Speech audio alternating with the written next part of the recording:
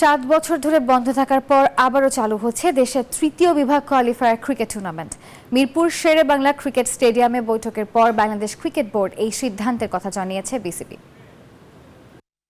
বিগত 4-5 বছর বা আরো বেশি সময় ধরে এটা হচ্ছিল না, যে কোনো কারণেই হোক। অত্যন্ত আনন্দের সাথে ঘোষণা করছি যে এটা আমরা মার্চ মাসে উদ্বোধন অনুষ্ঠান করে ফেলবো এবং মার্চ মাসেই খেলাটা শুরু করে ফেলবো। আমরা ছোট্ট একটু কয়েকটা জিনিস উল্লেখ করতে চাই। এগুলোতে আপনার ঢাকা, মেইনলি ঢাকার ভিতরকার ক্লাবগুলো অংশগ্রহণ করতে পারবে।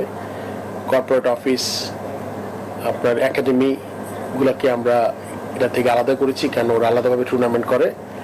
আর আপনি 48টা টিম নিয়ে আমরা এবারের টুর্নামেন্ট আয়োজন করার চিন্তা করছি।